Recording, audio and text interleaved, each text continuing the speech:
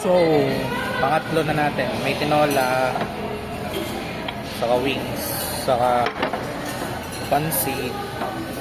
Mga natin to. Ito na nga natin yan.